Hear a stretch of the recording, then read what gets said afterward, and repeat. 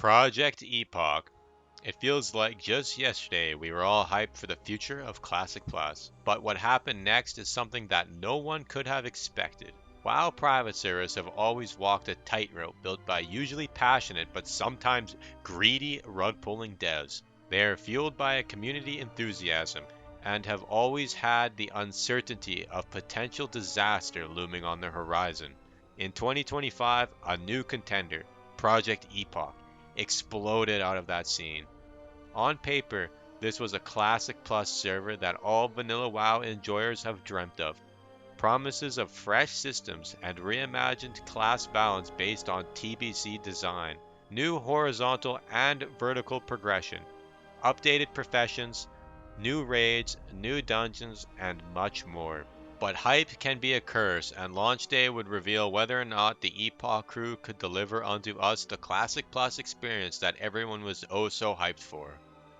So we're going to have to run it back from the beginning. The project of Project Epoch was originally announced in 2022, and it maintained a small yet cult-like following on Discord. However, upon news of its release sometime in 2025, YouTube creators caught wind of this server and saw an opportunity to capitalize on all of the hype. They began to pump out videos going over the many changes to Project Epoch. Viewers flocked to watch these videos as well as pre-release tests and developer live streams. The YouTube spammage and social media chatter regarding this project ended up blowing it into the biggest WoW private server launch of all time. On launch day, 30,000 unique players tried to connect to the server. That is unprecedented. But unfortunately, when launch day arrived, the dream immediately hit reality. Servers overloaded, connection errors multiplied, and essential systems were not working as intended.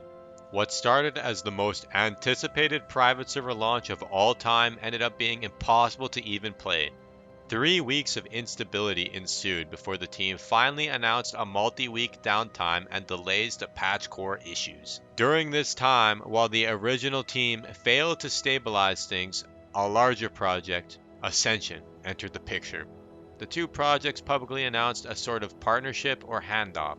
Ascension would bring Project Epoch into its ecosystem and work out the technical trouble of Project Epoch's backend, while the original Epoch development team would be entirely responsible for the direction, content, and creative design of the server without interference from Project Ascension. For many players, that announcement felt like a lifeline, but there were also many players who harbored distrust for the Ascension team and did not like this news. In the end, though, it honestly didn't end up mattering because this trash server is dead. Let's be real. Moving on. Under Ascension's management, the server did end up coming back online. It launched successfully and maintained around 10,000 players for a few weeks. Everything was looking great, but the more players experienced the server, the more they realized that it was riddled with catastrophic bugs. Players reported class-breaking glitches, items, and progression issues, as well as quest systems that refused to function. Entire progression paths were blocked, and not only that, but some classes were nearly unplayable, they were working so poorly. What should have been fixes often introduced new problems. The result? A playable surface, but a fundamentally broken experience. While the technical problems ground the player base, another danger arrived. Blizzard's legal offensive against WoW private servers. The company filed a high-profile lawsuit targeting Turtle WoW with RICO allegations. In the next following weeks, they also sent out multiple cease and desist letters to other private server developers.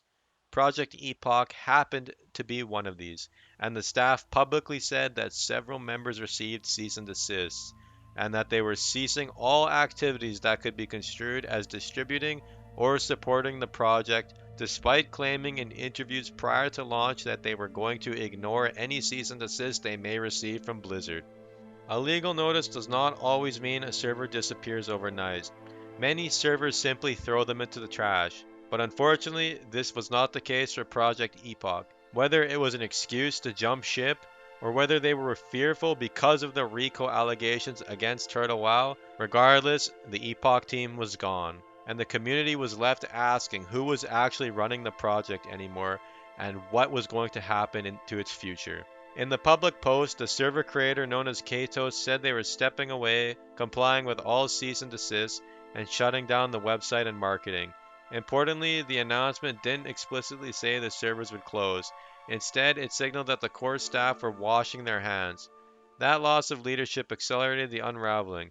No roadmap, no committed dev team, and a growing sense that Epoch was being left to rot or to be absorbed by other projects. While Epoch slowed down and faltered, Ascension launched a new server that they had been working on prior to merging with Epoch. This server was Bronzebeard, their own take on Classic Plus. Now, normally, I highly doubt Bronzebeard would have done any damage to Epoch, but after all of the months of bad news, the abandonment of the project by the original devs, and no roadmap or dev team in sight, many players ended up jumping ship. That, coupled with the insane amount of bugs, the insane lack of content, and the overall unprofessional and rug pull attitudes from individuals like Katoads, drew players away. Epoch was already struggling with player numbers at this point compared to its extraordinary 30k launch day attempt, but these things put together, coupled with the fact that it was really just a regular vanilla WoW server with TBC talents and very little changes in the world, caused the server to pretty much die. Sure, there are a few players remaining, but it's a shell of the potential it once promised.